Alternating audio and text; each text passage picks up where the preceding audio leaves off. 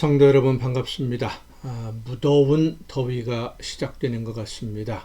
이제 이번 주간에 장마가 시작된다고 하는데 장마가 오려고 그러는지 더 무더운 것 같습니다. 무더위에 건강 특별히 유의하시면서 하나님이 더 기뻐하시는 아름다운 열매로 더 많이 익어갈 수 있기를 바랍니다. 날이 이렇게 뜨겁고 더우면 곡식들이 힘들어하지만 열매는 더 아름답게 익어가는 것처럼 우리의 삶에서 어떤 어려움들이 있다고 할지라도 하나님이 기뻐하시는 아름다운 열매로 날마다 더 아름답게 익어가는 여러분의 복된 신앙생활이 될 수 있기를 간절히 바랍니다. 오늘 우리가 함께 은혜를 나눌 본문 말씀 마가복음 8장 30절부터 33절까지에 있는 말씀입니다. 마가복음 8장 30절부터 33절까지 봉독합니다. 이에 자기의 일을 아무에게도 말하지 말라 경고하시고 인자가 많은 고난을 받고 장로들과 대제사장들과 서기관들에게 버림받아 죽임을 당하고 사흘 만에 살아나야 할 것을 비로소 그들에게 가르치시되 드러내 놓고 이 말씀을 하시니 베드로가 예수를 붙들고 항변하매 예수께서 돌이키사 제자들을 보시며 베드로를 꾸짖어 이르시되 사탄아 내 뒤로 물러가라. 내가 하나님의 일을 생각하지 아니하고 도리어 사람의 일을 생각하는도다 하시고 아멘. 하나님이 계획하신 일을 이루어가는 과정으로서의 사명에 대한 예수님의 생각과 예수님이 하실 일들, 메시아로서 구원자로서 일하실 것을 기대하는 제자들의 기대감이 서로 어긋나고 있을 때 예수님께서 하나님이 맡기신 일이 무엇인지, 그러니까 예수님 본인의 사명이 무엇인지, 그리고 그 사명을 이루기 위해서 앞으로 어떤 일을 할 것인지에 대해서 말씀해 주시는 장면이 본문 말씀입니다.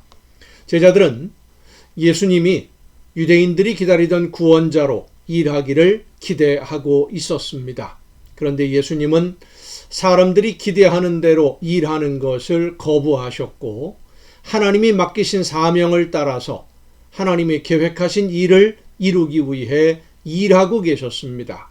그리고 이제 그 일, 하나님이 맡기신 사명을 마무리하기 위해서 완성하는 마지막 단계가 죽임을 당하는 일이다. 죽임을 당할 것이다. 라는 것을 제자들에게 밝히시는 겁니다. 왜냐하면 예수님은 세상 모든 사람을 구원하는 제물이 되시기 위해서 이 세상에 오신 하나님의 아들이기 때문입니다. 그래서 제사장들과 서기관들에게 죽임을 당하게 될 것인데 이 죽음이 예수님의 죽음이 어떤 의미인지 그리고 그 죽음이 이미 계획되어진 죽음이라는 것을 제자들에게 미리 알려주시는 겁니다. 어떻게 하다 보니까 얼떨결에 그렇게 되는 것이 아니라 계획된 것이다. 예수님은 그 죽음을 맞이하기 위해서 죽임을 당하기 위해서 오늘 지금 이런 여러 가지 일들을 하고 있는 것이다. 이걸 제자들에게 말씀해 주신 거예요. 만약에 제자들이 예수님의 죽음에 대해서 그 의미에 대해서 생각하지 못하고 있다가 갑자기 예수님의 죽음을 맞이하게 되면 극심한 혼란에 빠질 것이 분명하기 때문이었지요. 또 예수님이 죽임을 당하고 나면 예수님을 구원자로 믿고 따르던 제자들은 자기들이 기대한 대로 이루어지지 않았기 때문에 예수님을 실패한 지도자라고 생각하고 뿔뿔이 흩어지게 될 것입니다. 그래서 예수님이 제사장들과 바리새인들에게 고난을 당하고 죽임을 당하는 것이 하나님의 계획이고 예수님은 그 죽음을 향해서 지금 한 걸음 한 걸음 가고 있다. 나는 죽임을 당하기 위해서 오늘을 사는 것이다. 이렇게 예수님이 그 계획을 말씀해 주시니까 베드로가 나서서 예수님의 말씀을 가로막은 겁니다. 베드로가 나서서 예수님을 붙들고 항변했다라고 이제 오늘 본문은 기록하고 있는데 마태복음 16장에 보면 베드로가 예수님에게 이렇게 항변합니다. 주여 그리 마옵소서. 이 일이 결코 주께 미치지 아니하리이다. 그리 마옵소서라고 하는 이 말, 베드로의 이 말은 베드로뿐만 아니라 모든 제자들이 같은 마음이었을 것입니다.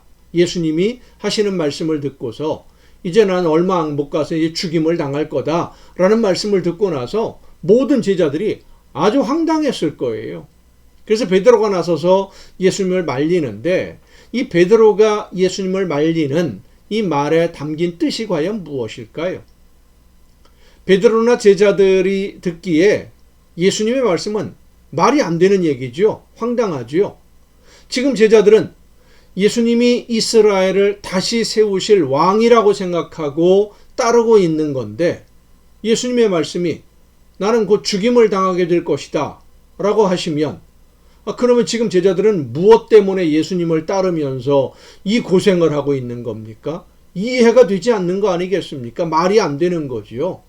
그래서 베드로의 말을 쉽게 표현하면, 아니 지금 그게 말이라고 하십니까? 그렇게 죽으면 우리는 뭐가 됩니까? 바로 그 말이에요.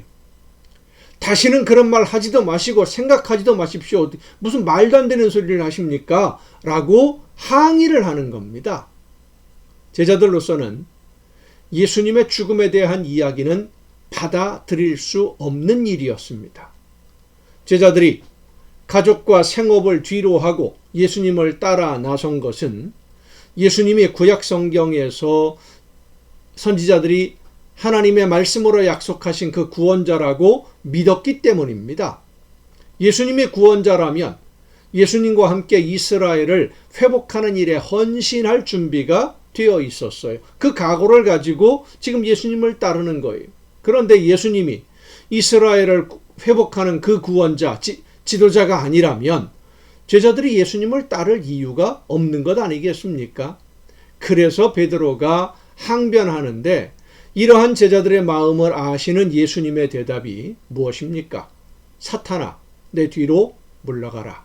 네가 하나님의 일을 생각하지 아니하고 도리어 사람의 일을 생각하는도다 라고 하십니다.